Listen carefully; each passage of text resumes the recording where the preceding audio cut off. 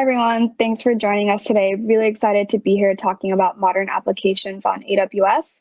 I'm Grishma. I'm a startup solutions architect here at AWS, and I work with some of our Fintech customers in the central United States. Today, we're going to be talking about containers, the different options you have for running containers on AWS. We'll also talk about serverless architectures and building modern serverless applications. And we'll look at some of our use case from our Fintech startups customers throughout and dive deeper into a few modern architecture patterns at the end that we commonly see on AWS. I'll start by talking about containers on AWS. We found that 80% of containers running in the cloud today run on AWS, and there's a few specific services that help customers run containers on AWS. We have services that help you manage the containers, primarily ECS and EKS. EC2 instances is where the containers run. Fargate is a launch type that we have for ECS and EKS, and that lets you deploy serverless containers, so you don't manage any underlying servers that the containers run on. And we have ECR, Elastic Container Registry, which lets you store and manage your Docker container images. The three services that we'll focus on today are ECS, EKS, and Fargate. These services help you run containers in the cloud by automating and managing tasks like scaling in the case of Fargate. And they also integrate really well with other AWS services, so you can really seamlessly add them in as part of your architecture. And you can build a very strong CI/CD pipeline around the deployment of containers when you use these services. So we know why we use containers. We want to be able to have different parts of our application independent from one another, and we want to be able to work with those parts independently as well. But we don't want to do all of that manually. So a question that we get a lot from our customers is why use some of these orchestration tools or management tools when it comes to containers?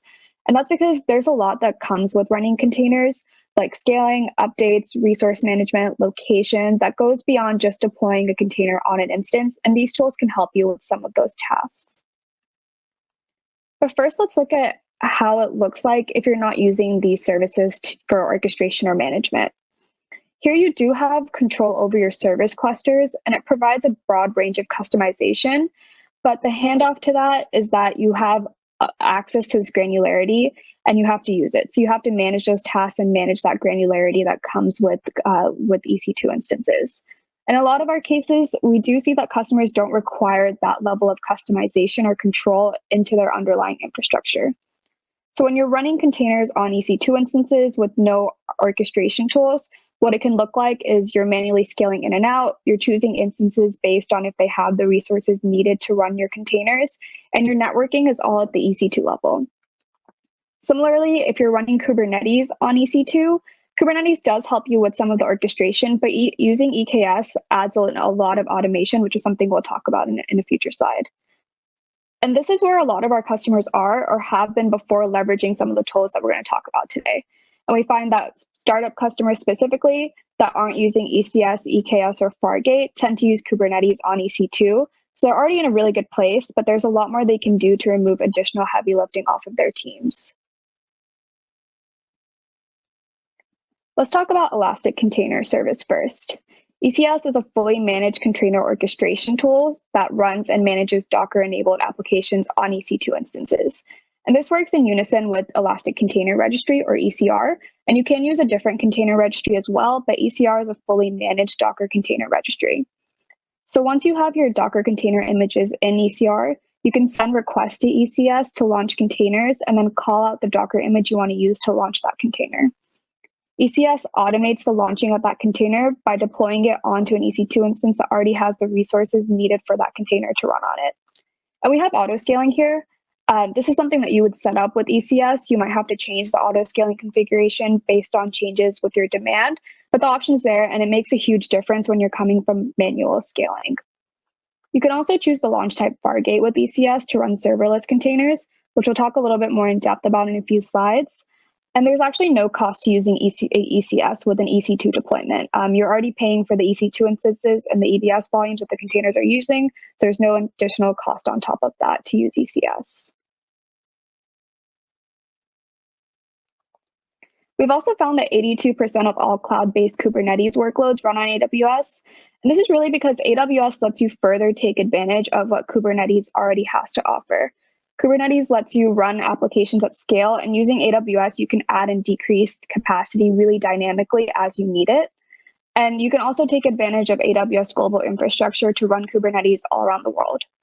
And you can integrate easily with other AWS services like SageMaker or load balancers, which we see really commonly used alongside Kubernetes. And you can run Kubernetes on EC2 instances, but we do have an option for management of those Kubernetes workloads. That's EKS, which is Amazon Elastic Kubernetes Service, which is a fully managed Kubernetes service. And what that means is that EKS manages the Kubernetes control plane.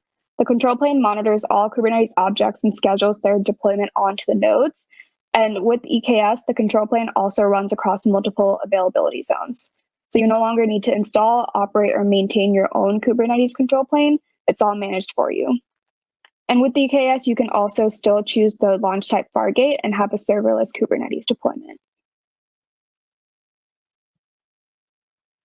This is what an EKS deployment can look like. You'll set up IAM roles, a VPC, a load balancer, but you can see that the EKS control plane actually runs in the EKS VPC, not your own customer managed VPC. And you also might want to set up an auto scaling group with this as well, and that's possible with EKS. And we do have a 30-minute lab on how to build this architecture out here, so feel free to reach out to us if you're interested in that. And maybe you're not ready to do this yet, and maybe you do have an application that's still not yet decoupled, and that's something that your account team can help you with as well. And we hear this a lot. Why use EKS if Kubernetes is already taking care of the orchestration? And there's actually a lot that EKS can do on top of what Kubernetes already does.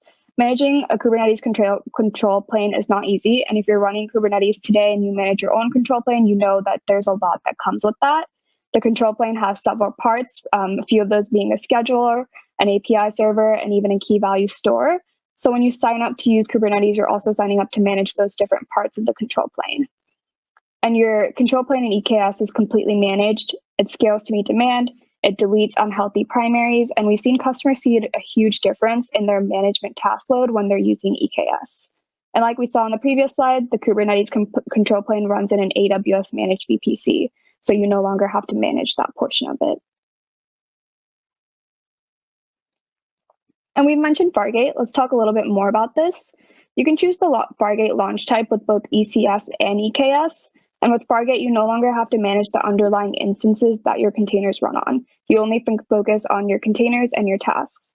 And your application scales up and down to meet the demand, and your management is now at the container level. So this is similar to Lambda, how your management is at the function level. Here with Fargate, it's at the container level. And when we say containers on demand, what we mean is that the containers are spun up and down based on the demand that you have, and you're only paying for what you're using. And scaling happens automatically. Unlike with ECS and EKS, there's no auto scaling groups that you have to set up and manage. And Fargate is priced based on vCPU and memory resources used. So you're not paying for the underlying servers, and that lets you get really granular with what you are paying for down to the nearest second. So instead of paying for servers that you might not be using all the resources offered with those servers, here you're paying specifically for the resources you're using. So without Fargate, your first step is usually to build out your container image and then define the knobs and dials for your EC2 instances and go ahead and get those deployed. Then you're provisioning the compute and memory resources that the application needs. You're isolating your containers on separate EC2 instances and then running and managing both your applications and infrastructure. And here you're paying per EC2 instance. With Fargate, you still start with building your container images, but instead of provisioning memory and compute, you're just defining what you need and Fargate provisions that for you. You're focusing on running and managing your applications, not the underlying infrastructure, and you're paying for the compute resources you're using. So again, that's vCPU and memory. So it cuts out a few of the steps of an EC2 deployment.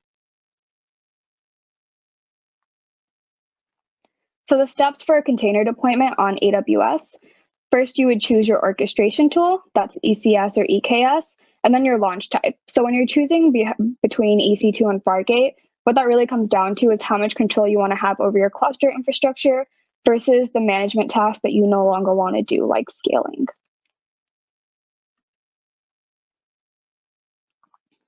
Let's look at the story from Flywire. Flywire facilitates international payments quickly and seamlessly. It's both for individuals and institutions. And their site reliability engineer, Jose Luis Salas, says in his own words that managing infrastructure sucks. And they have a lot of engineering demands for different products. And what Fargate's done is it's helped them tackle all those needs in their different environments. And it's enabled them to contain different processes in different containers so they don't conflict with one another. And they've actually found increased security because now they're able to isolate instances or incidents to the container level, and it doesn't affect any other containers. So here they've lowered their blast radius. And in the quote on the slide, Jose talks about Fargate enabling them to handle the velocity, and that's resulted in them developing new features for their customers as well. And on top of that, Fargate and AWS have also helped Flywire reach its compliance goals of being SOC 2 certified. Let's talk about serverless applications on AWS. Serverless is what lets you get the maximum value from the cloud. And by serverless, we mean, yes, there are servers, but you don't see or manage them.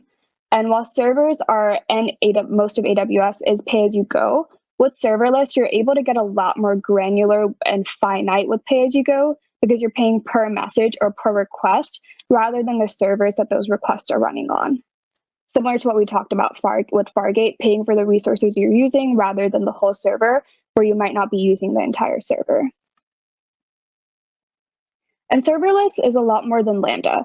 And Lambda offers a lot of the key advantages for our customers when it comes to serverless, but it's really when you use these other components around Lambda that you start to see bigger benefits.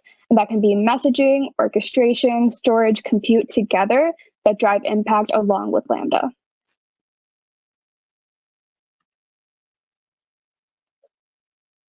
So we talked about ECS, EKS, and Fargate. So now let's see how this fits into the serverless model. You can start at the very bottom with EC2, and you have access to all the knobs and dials you want to manage. You have really granular control, and you can customize your EC2 instances in any way that you want. Or on the other end, you can go completely serverless with Lambda and Fargate, where you're focusing just on your application. So with these different options, your teams have the choice to pick the layer of abstraction that they're the most comfortable with. And from the AWS side, we provide the tools, services, and APIs that help you build your application around that. And let's take a deeper look at some of the differences of the services that we've talked about so far. So with EC2, whether you're running containers or something else on the instance, you're responsible for scaling or creating auto-scaling groups, patching, updates for the servers, security configurations, and of course, management tasks. With ECS and EKS, you're still responsible for the securities configuration and updates, firewalls, management tasks, scaling, or adding in auto-scaling, but the control plane is managed for you here.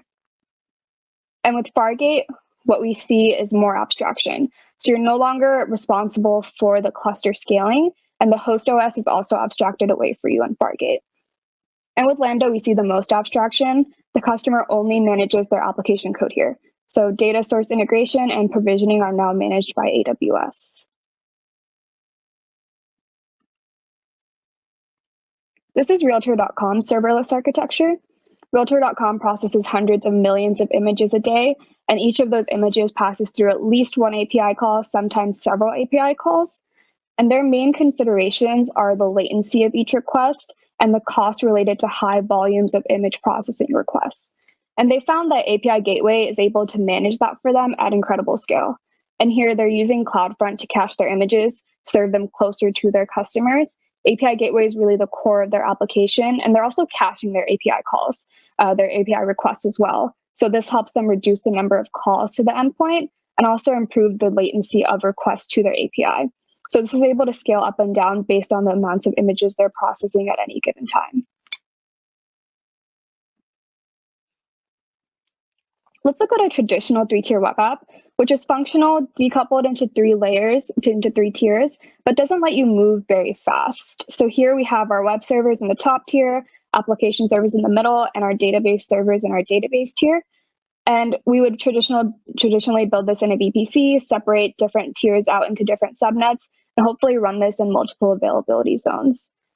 And this is where a lot of customers start because we have decoupled tiers, high availability, and you can even add auto scaling into this. But it's a good place to start. But with serverless, we can really transform and modernize this. So here's a modern version of what we just saw. And it does still look a lot like a 3-tier web architecture. We still have 3 tiers here, data, logic, and presentation layers, but there also are a few key differences. And specifically, what we're looking at here is a single microservice. So this service performs a specific business functions, and many of our customers run dozens, hundreds, even thousands of these microservices. Another key difference is the integration and communication. We're using a combination of events, messages, and queues that enable communication within the microservice and APIs to communicate between the services themselves. It's also a purpose-built data strategy. So rather than a single database, we have 3 here.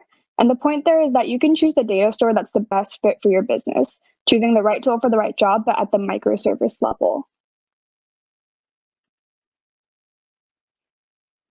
Here's another diagram of what we just saw, but a little bit more detailed. So here we have our HTML, CSS, JavaScript files in an S3 bucket that we've enabled for web hosting, no deploying or managing web servers. And we're using Cognito to authenticate users into our application. Our API gateway is accessed from the public internet, but it's secured with that Cognito user pool. And we have a serverless backend with Lambda and DynamoDB, which handle all the requests coming into our application. And this is all serverless. This is not in a VPC that's managed by you. AWS takes care of that and also scales automatically. And we have a lab to build this out as well. And this is actually a stack that you can build out with Amplify too. So when is it better to have a server-based web application, the one that we saw first? And sometimes customers do have requirements that require them to have access into the underlying operating system or other knobs and dials that they want to customize with EC2. And that's not necessarily possible with Lambda. And the other reason, sometimes customers can feel like it's a big transition, especially for a startup, to go from a traditional 3-tier web app to one that's serverless. But taking that step to break their architecture across these serverless services is something that saves a lot in the future when it comes to granular cost, management tasks, and being able to inherently use those features and functionality of AWS serverless services. So while there is development work that comes with building a serverless architecture, you're building a resilient application that withstands time and helps your teams in the long run. A common integration pattern that we see is using events, which are changes in state or updates.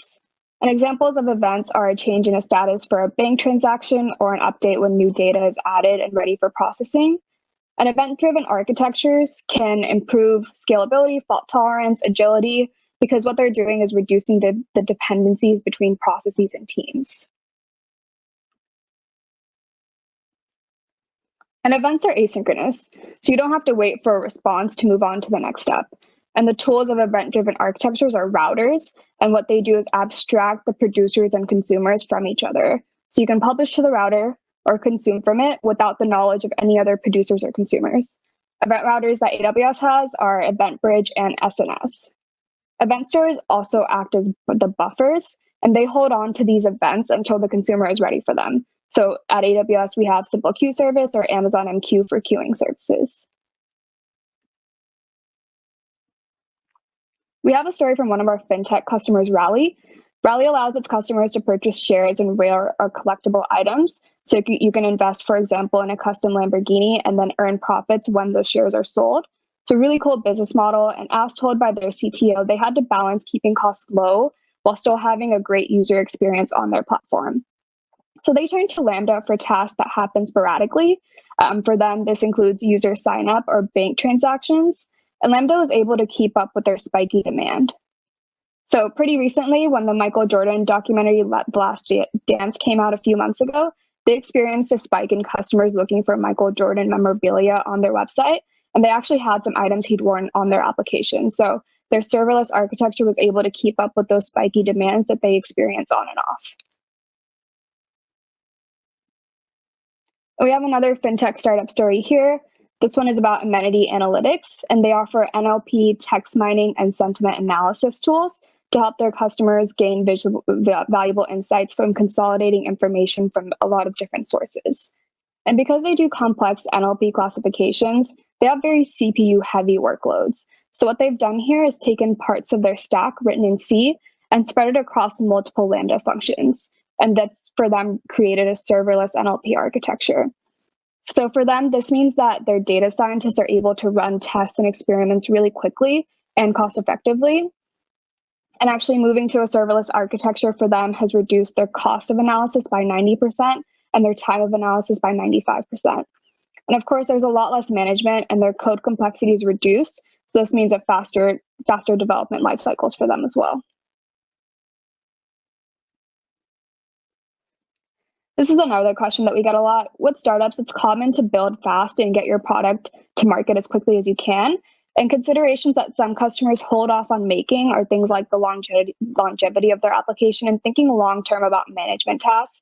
And it really depends on what you're starting with, but we've seen customers start even with a monolith and break that up into serverless microservices. So we do have a lot of resources that can help regardless of what you're starting with and what you're looking to turn that into.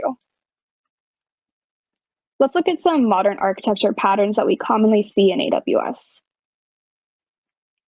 So this is a typical microservices deployment on AWS.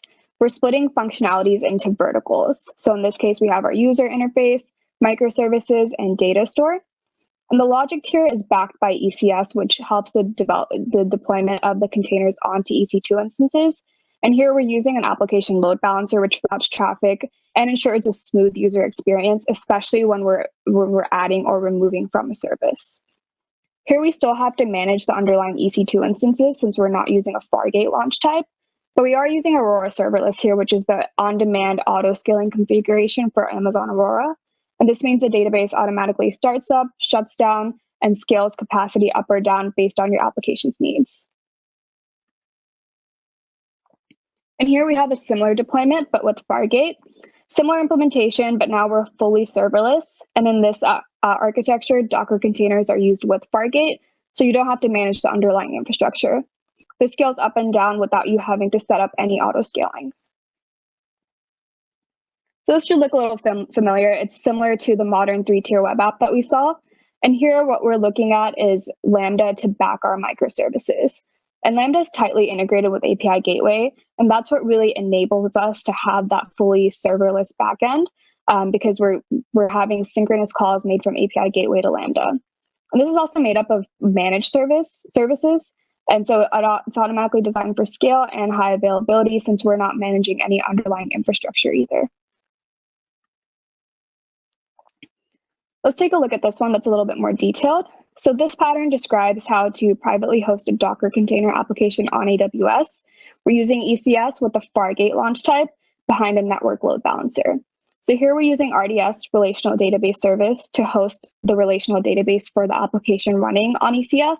And you can use EFS, Elastic File System, if the application needs persistent storage.